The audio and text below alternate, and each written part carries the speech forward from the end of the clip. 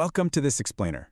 Look, whether you're dreaming of starting your very own business, trying your hand at investing in the stock market, or you're just wondering why your favorite local shop down the street had to close its doors, you absolutely need to understand the true anatomy of a dollar earned.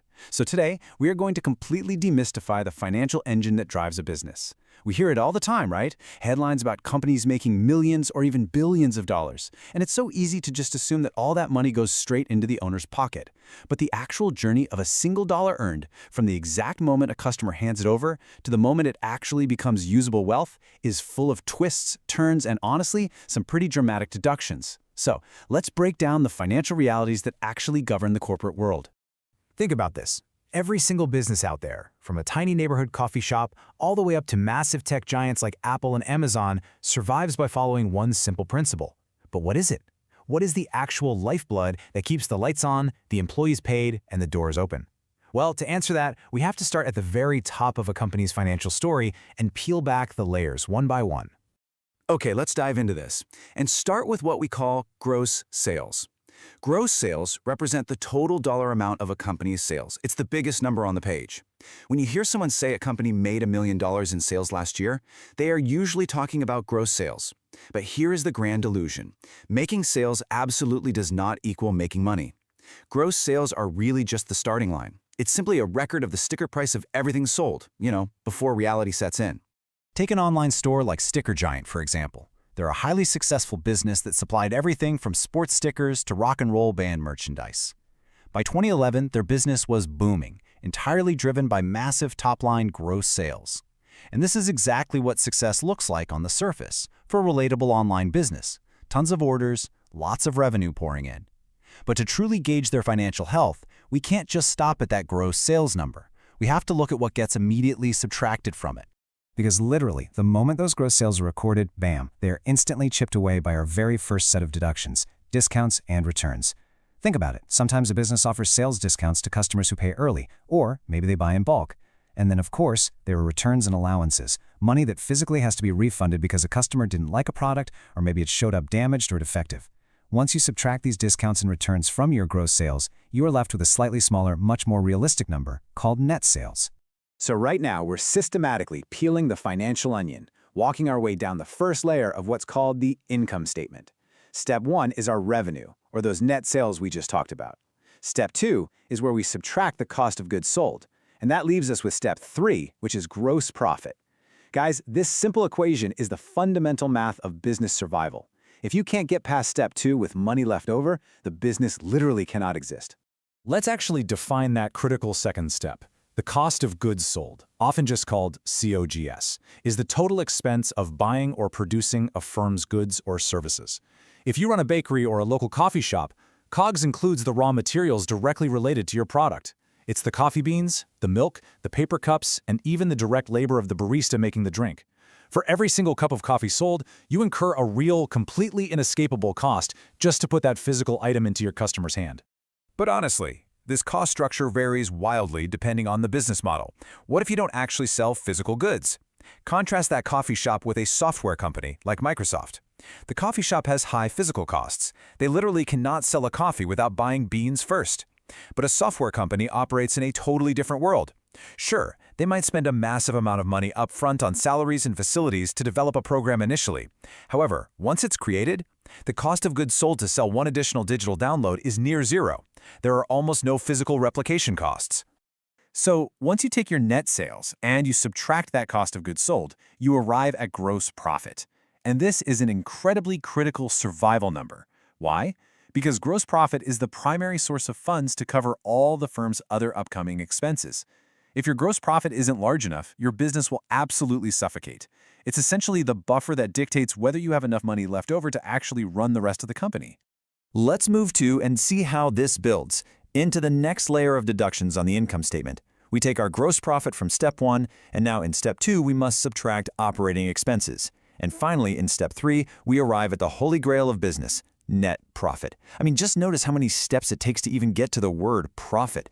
We are constantly carving away at that initial dollar earned. So, what exactly are these operating expenses? Basically, these are the expenses of running the business that are not directly related to producing its products. They're generally broken down into two buckets. First, selling expenses. These are the costs of marketing, advertising, sales commissions, and delivery. Second, general and administrative expenses. This is basically your overhead. We're talking the salaries of top managers, the rent for your office space, insurance and utilities. And here's the really painful reality of running a business. You have to pay these bills regardless of whether you sold 1,000,000 products today or absolutely zero.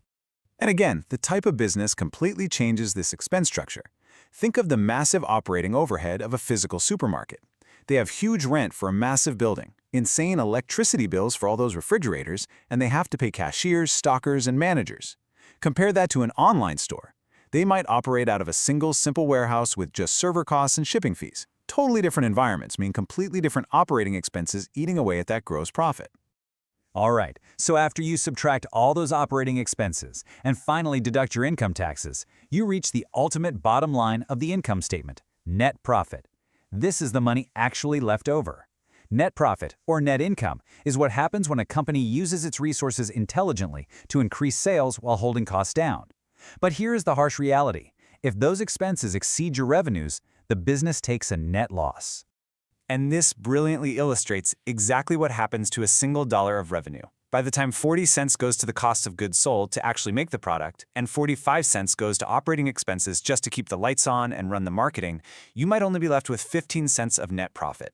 A dollar comes in, but only pennies stay. That, my friends, is the true anatomy of a business transaction. We call that percentage left over the net profit margin, or your return on sales. It basically measures how many cents a company earns on every single dollar of sales. But what's really fascinating here is that a good net profit margin differs wildly by industry. For instance, a jewelry store might have a margin of over 10%, meaning they keep over 10 cents of every dollar. But a grocery store? They operate in a completely different reality. A typical supermarket usually has a net profit margin of less than 1%. Think about how dramatic that number actually is. Less than 1%. A supermarket can generate millions upon millions of dollars in top-line revenue, processing thousands of transactions a single day, and yet, at the very end of the income statement, they might only keep a fraction of a single penny as actual profit from every dollar spent. It requires immense, mind-boggling volume just to survive. Now, prepare for a crucial plot twist. Our sources state this very clearly. Profit does not represent cash.